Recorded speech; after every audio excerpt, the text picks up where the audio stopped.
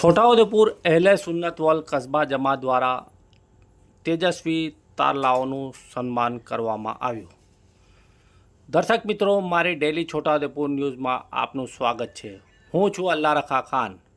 આજ રોજ એટલે કે તારીખ 8/6/2026ના દિવસે સાંજે 7 કલાકે અહેલે સુન્નત વલ કસ્બા જમા દ્વારા કસ્બા કાદરિયા ચોકમાં જિલ્લા શિક્ષણ અધિકારી આનંદ કુમારના અધ્યક્ષસ્થાને તેમજ મુખ્ય મહેમાન જિલ્લા પ્રાથમિક શિક્ષણ અધિકારી જે.કે. પરમાર અને અતિથિ વિશેષ તરીકે સુશ્રી ચૌધરી હિનાબેન અને જમાતના પ્રમુખ સમી બાવાની હાજરીમાં તેજસ્વી તારલાઓ કે જેઓ 1 થી 3 નંબર હાંસલ કર્યો છે તેમને તેમજ અભ્યાસ કરતા અન્ય વિદ્યાર્થીઓને ઇનામ આપીને પ્રોત્સાહિત કરવામાં આવ્યા હતા।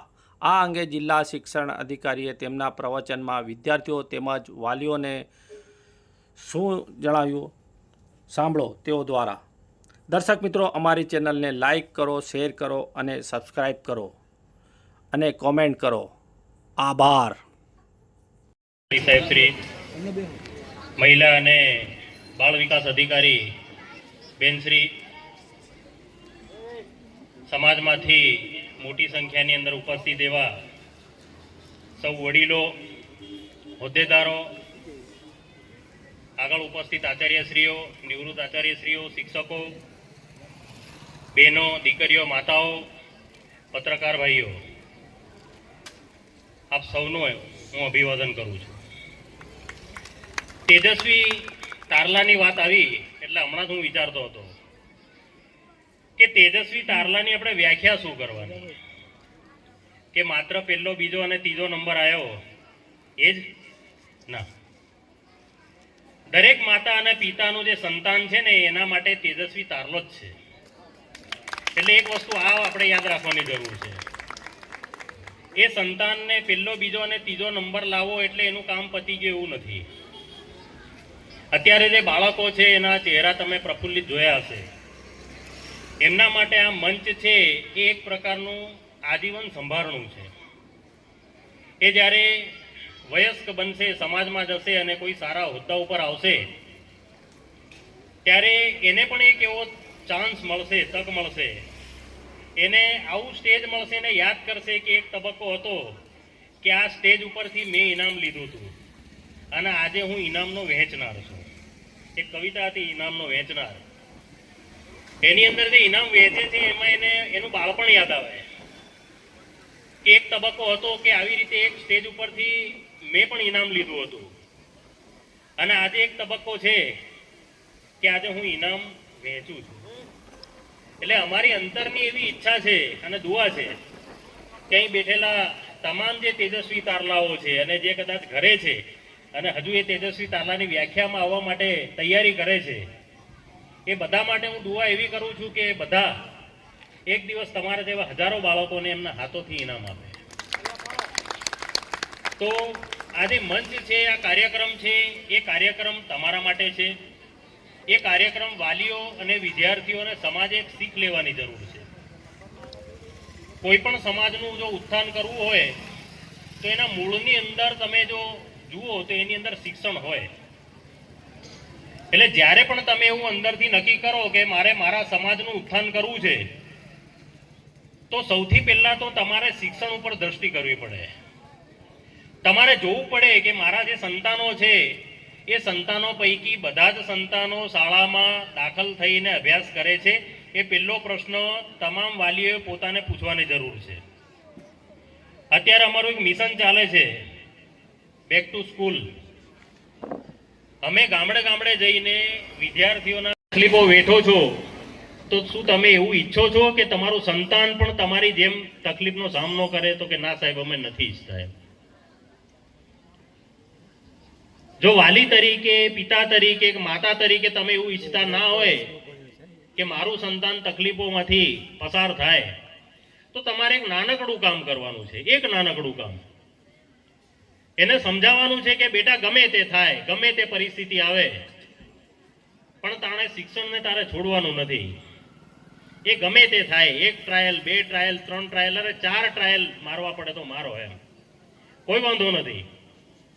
આપણે ક્યાં એવું છે કે ભાઈ એક જ ટ્રાયલમાં પાસ થઈ જવાનું, અને મારી તો વ્યાખ્યા અલગ પ્રકારની છે.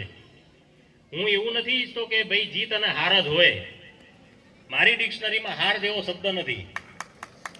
હું એવું ઈચ્છું છું કે ભાઈ કાં તો જીત હોય અથવા તો શીખ હોય, કાં તો તમે શીખો. આ જીતવાની જે પ્રક્રિયા છે ને જિંદગીની, બધા જે બાળકો છે એના માટે મારી શીખ છે કે તમે અત્યારે જે હોડની અંદર છો ને કોમ્પિટિશનમાં, એની અંદર તમે અત્યારે મનની અંદર જીતને વિચારો છો કે ભાઈ મારે જીતવું છે, અને 1% માટે, સામાન્ય પોઈન્ટ માટે જ્યારે તમારો ત્રીજો, ચોથો, પાંચમો નંબર આવે એટલે તમારા અંતરાત્માને દુઃખ થાય કે ભાઈ 1 થી 3 ની અંદર હું હોત તો અહીંયા હું ઇનામ લેતો હોત. પણ ઇનામ છે એક પ્રક્રિયાનો ભાગ છે મિત્રો. એટલે તમારે એ વસ્તુ યાદ રાખવાની છે કે મારો 10મો નંબર છે, 11મો નંબર છે, 12મો નંબર છે, ડઝન્ટ મેટર એટ ઓલ. પણ તમારે તમારી જાતને તમારી સાથે કોમ્પિટિશન કરવાની છે કે પહેલો નંબર વાળો છે એના પર તમે દ્રષ્ટિ રાખશો તો તમે ક્યારે આગળ નહીં વધો. પણ જ્યારે પેલો દોડવીર હોય ને, એના જોડે વાળો કેટલું દોડે છે, કેટલી સ્પીડથી, એની સામે નથી જોતો. એ પોતાના ઉપર ફોકસ કરે. એટલે તમે તમારા ઉપર ફોકસ કરો. તમારો નંબર આજે 10મો છે, છતાં પણ તમે કલેક્ટર કે આઈપીએસ બની શકો છો. હું તમને લખીને આપું. એવા ઉદાહરણ છે કે 10માની અંદર જેને 2 ટ્રાયલ માર્યા હોય એ પણ આઈએએસ અધિકારી છે એવા ઉદાહરણો. તો એવું માનવાનું કારણ નથી કે આજે સ્ટેજ ઉપર પહેલો, બીજો અને ત્રીજા નંબરની હું અંદર નથી વ્યાખ્યામાં, તો હું જિંદગીમાં નહીં આગળ વધો એવું નહીં. કારણ કે વ્યક્તિ છે ક્યારે કયા તબક્કે આગળ વધતો હોય એ પોતાની મહેનત ઉપર આધાર હોય. એટલે વાલીઓ માટે પણ મારી એક ખાસ તમને સલાહ છે, અનુરોધ છે, સૂચન છે કે દેખાદેખીની અંદર આપણા દીકરા કે આપણી દીકરીને ક્યારે પ્રેશર નહીં કરવાનું. હું દરેક મંચ ઉપરથી કહું છું, તમારું બાળક છે બહુ અમૂલ્ય છે. એને કહેવાનું છે કે બેટા કઈ વાંધો નથી, તારા હાથમાં કર્મ શું છે કે ભાઈ કામ કરવાનું છે, તું મહેનત કર, ઈશ્વર ફળ આપશે, ઉપરવાળો ફળ આપશે. અને કદાચ આજે ફળ નહીં મળે તોય ચિંતા નહીં કરવાની, હું તારી સાથે છું. તું તારા પ્રયત્નની અંદર તું લાગ્યો રહે અને 100% તારું આપે. એટલે માતા પિતા તરીકે તમારે માત્ર એને હૂંફ આપવાની છે. તમારે એને કઈ રીતે આગળ વધવું અને કઈ રીતે જો નિષ્ફળતા મળે તેનો સામનો કરવો એ તમારે શીખવવું પડશે. અત્યારે આપણી મર્યાદા એવી છે ને, આપણે અત્યારે એવું એ જમાનામાં જીવીએ છીએ આ સોશિયલ મીડિયામાં, કે અત્યારે આપણે એવું કહીએ છીએ કે ભાઈ બેટા આપણે સફળતા જ મેળવવાની છે, અને આપણે એના જ પાઠ એને આપીએ છીએ, હે ને, કે કઈ રીતે સફળતા મળે, કઈ રીતે 90માંથી 92 પર જાય, 95 પર જાય, 98 પર જાય, 100માંથી 100 પર જાય. આપણે એની હોડમાં લાગીએ છીએ. પણ ક્યારે આપણે બાળકને એવું નથી કહેતા, આપણા દીકરા કે દીકરીને, કે બેટા જિંદગીની આ હોડમાં તું ક્યારેક નિષ્ફળ જાય તો એનો સામનો તારે કઈ રીતે કરવો. એટલે મારે આ પ્લેટફોર્મ ઉપરથી મારે એ પણ કેવું છે સમાજને કે આપણું સંતાન જો જિંદગીમાં ક્યાંક કોઈક જગ્યાએ શીખવાની પ્રક્રિયામાં, સફળતા મેળવવાની દોડની અંદર જો ક્યાંક નિષ્ફળતા એને મળશે તો એવા તબક્કે તમારે એને સાચવવું પડશે અને એને તમારે કહેવું પડશે કે બેટા જિંદગીની અંદર સફળતાની સાથે નિષ્ફળતા છે, એને કઈ રીતે ઝીલવીને શીખવીને એ પહેલા તું શીખી જા. સફળતા તો આજે ને કાલે ને પરમ દિવસે મળવાની જ છે, કોઈ વાંધો નથી. એક આ વસ્તુ આપણે કરવાની જરૂર છે. અને ફરી હું છેલ્લી વાત કહીશ, કારણ કે સમય બહુ થઈ ગયો છે, મારો સમય વધારે થઈ ગયો છે, એટલે સમય આપણે બગાડતા નથી. પણ અત્યારે તમે તમારી આસપાસ, તમારા ઘરમાં, તમારા કુટુંબીજનમાં તમે એક દ્રષ્ટિ નાખજો કે તમારું સંતાન, તમારા સંબંધીઓનું સંતાન જો અત્યારે આઉટ ઓફ સ્કૂલ છે, એ ભણવા જતું નથી, તો સૌથી પહેલા મારે તમને ખાસ અપીલ છે આ મંચ ઉપરથી કે એ વિદ્યાર્થીને શાળા સુધી તમારે મોકલવાનો છે. એને શાળા સુધી મોકલવાનું તમે પહેલું કામ કરો. બાકીનું છે અમે જોઈ લઈશું. અને છોટાઉદેપુર જિલ્લાની અંદર મારે 3જું વર્ષ છે. આ સાહિબભાઈને બધા અમારા સાક્ષી છે કે શરૂઆતની મારી પહેલી મિટિંગમાં મેં કીધું હતું કે અત્યાર સુધીનો રેકોર્ડ હતો કે છોટાઉદેપુર જિલ્લો છે 10મું ને 12મું હોય તો રિઝલ્ટમાં છેલ્લું હોય આખા રાજ્યની અંદર. પણ મારી પહેલી મિટિંગમાં મારું કમિટમેન્ટ હતું ને બધાને મેં કીધું હતું ભાઈ છોટાઉદેપુર જિલ્લો હવે પછીની પરીક્ષાઓમાં લાસ્ટ નહીં હોય, અને નથી રહ્યો. બરાબર છે. બધાની મહેનતને આભારી છે, વાલીઓની મહેનતને, વિદ્યાર્થીઓની મહેનતને, આ શિક્ષકોની, આચાર્યોની, તમારી મહેનતને આભારી છે. એટલે મારી એવી ઈચ્છા છે કે તમે બાળકને સ્કૂલ સુધી મોકલો, એને ભણતા કરો, એને પ્રોત્સાહન પૂરું પાડો, અને નિષ્ફળ થાય તો તમે એની સાથે ખભે ખભો મિલાવીને માથે હાથ મૂકીને એવું કહો કે બેટા કોઈ વાંધો નથી, નોકરી નહીં હોય તો આપણે બીજું કંઈક કરીશું, પણ તું ભણવાનું ના છોડતો. તો પુનઃ આ તબક્કે અમને બોલાવ્યા, આ મંચ ઉપરથી અમારા હાથે તેજસ્વી તારલાઓને સન્માન માટેનો સરસ મજાનો મોકો આપ્યો.